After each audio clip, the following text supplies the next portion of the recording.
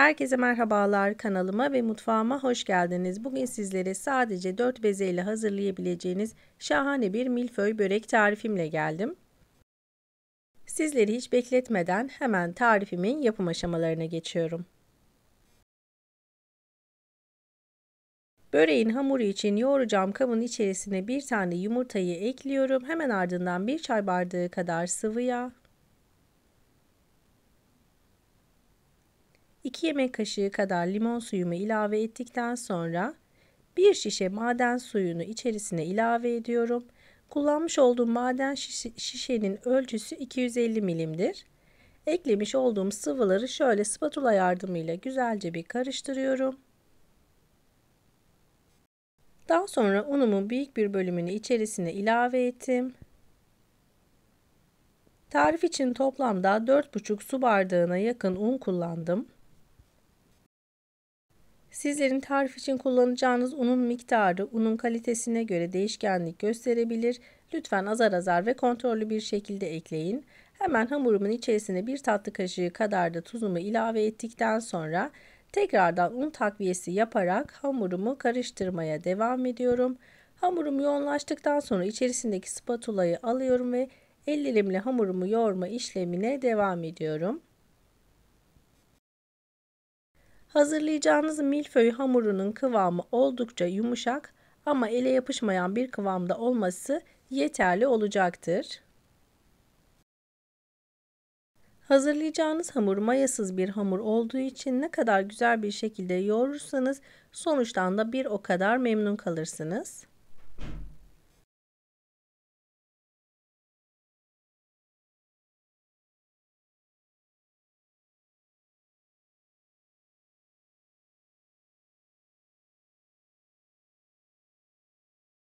Hamuru hamur yoğurma kabında yeteri kadar yoğurduktan sonra hamurumu masaya aldım. 4-5 dakika kadar özlü bir kıvama gelene kadar yoğurmaya devam ettim. Hamuru iyice yoğurduktan sonra bir kesme aparatıyla hamuru 4 eşit parçaya bölüyorum. Parçalamış olduğum hamurlarımı da elimle yuvarlayarak bezeler haline getiriyorum.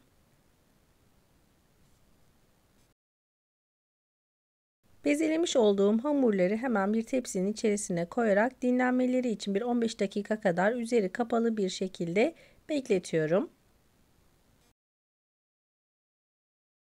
15 dakikanın sonunda dinlenmiş olan hamurlarımı teker teker açma işlemine geçiyorum.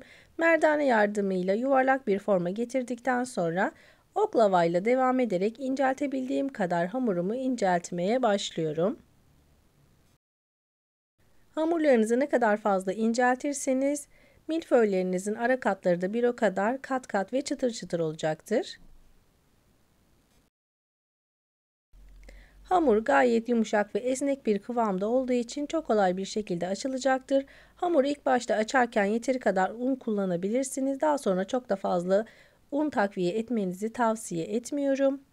Hamurumu yeteri kadar incelttikten sonra oda sıcaklığında bekletmiş olduğum 200 gram kadar tereyağının bir kısmını hamurun her tarafına gelecek şekilde sürüyorum.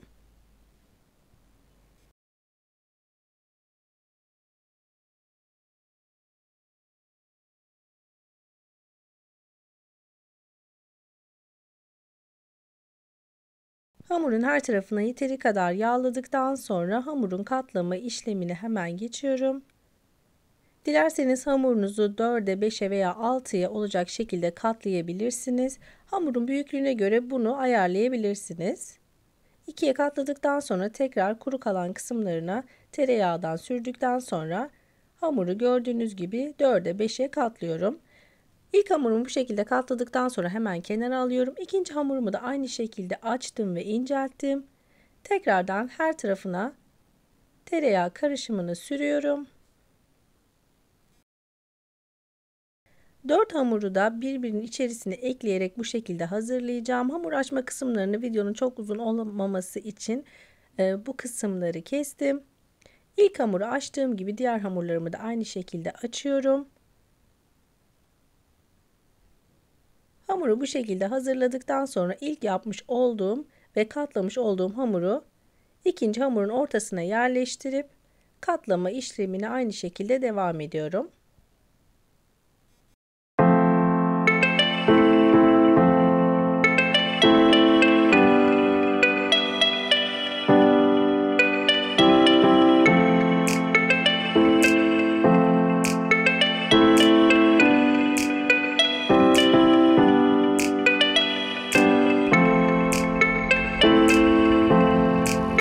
İkinci hamurumu da bu şekilde katladım ve hazırladım. Hemen kenara aldıktan sonra üçüncü hamurumu da aynı şekilde hazırlıyorum.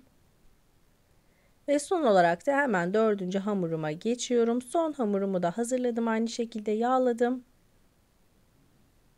3 katlı olacak şekilde hamurumu hazırladıktan sonra dördüncü hamurun ortasına da hamuru yerleştirdim.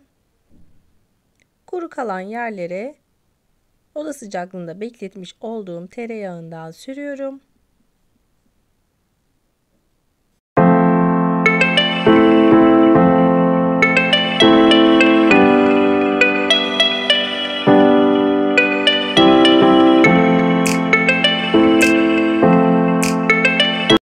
Son hamurumu da katladıktan sonra bu şekilde hazırladım.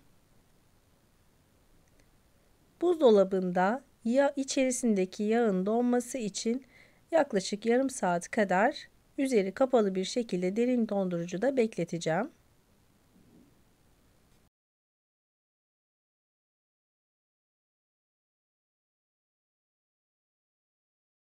Yarım saatin sonunda buzluktan aldığım hamurumu bir 5 dakika kadar masanın üzerinde beklettikten sonra masamı hafif unluyorum. Aynı şekilde hamurumu da hafif unladıktan sonra merdane yardımıyla hamurumu büyütebileceğim kadar büyütüyorum.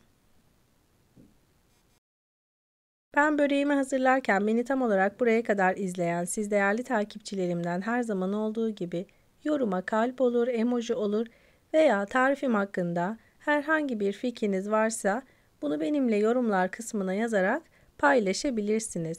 Ayrıca tarifim için kullanmış olduğum tüm malzemeleri videomun altındaki açıklamalar kısmına ölçüleri ve miktarları ile birlikte ekleyeceğim. Dilerseniz oradan bakarak da tarifimden faydalanabilirsiniz. Hamuru yeteri inceliğe getirdikten sonra 4 parmak olacak şekilde ayarlayarak bir rulet yardımıyla parçaları ayırıyorum.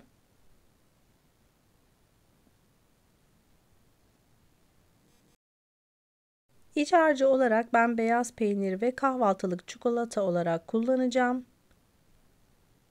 Siz dilediğiniz iç harçlarla hazırlayabilirsiniz. Dilerseniz sade olarak da hazırlayabilirsiniz. Yarısına gelecek şekilde beyaz peynir kullanıyorum. Diğer kalan kısmına da kahvaltılık çikolata kullanacağım. Katlama işlemini de üçgen olacak şekilde hazırlıyorum. Dilerseniz bohça olarak da hazırlayabilirsiniz. Dilediğiniz gibi şekil vererek de milföylerinizi yapabilirsiniz.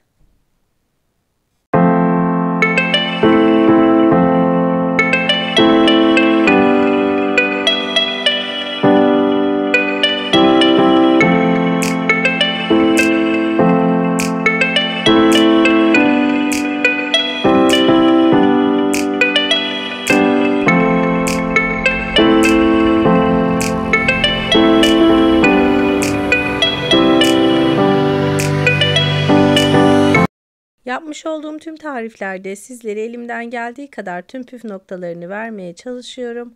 Ama yine de aklınıza herhangi bir şey takılırsa yorumlara yazın lütfen. Yorumlarınızı görür görmez sizlere yardımcı olmaya çalışırım. Ayrıca beğendiğiniz videolarımı sevdiğiniz kişilerle paylaşarak bana destek olabilir. Kanalımın büyümesinde aynı zamanda yardımcı olabilirsiniz. Milföy böreklerin şeklini verdikten sonra yağlı kağıt serdiğim fırın tepsimin içerisine aldım. Bir tane yumurta sarısını fırça yardımıyla böreklerimin her tarafına gelecek şekilde özenle sürüyorum. Bu aşamada fırınımı da önceden ayarladım.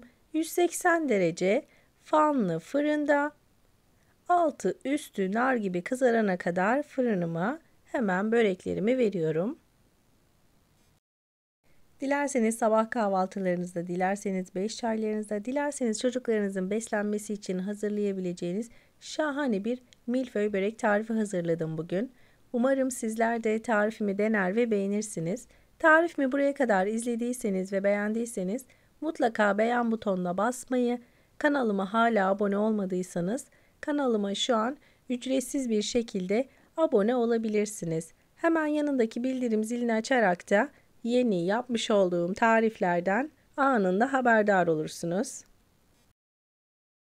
Katları kat kat gerçekten şahane bir çıtır çıtır börek tarifi oldu. Orijinalini aratmayacak şekilde oldukça da lezzetli bir tarif. Tarifimi şimdiden yapıp deneyecek olanlara afiyet olsun, kolay gelsin. Sizler tarifimin güzelliğini izlerken ben de sizlere veda edeyim. Bir tarifimin daha sonuna geldik. Videomu izlediğiniz için çok teşekkür ederim. Bir başka tariflerimde görüşmek üzere. Hoşça kalın. Allah'a emanet olun.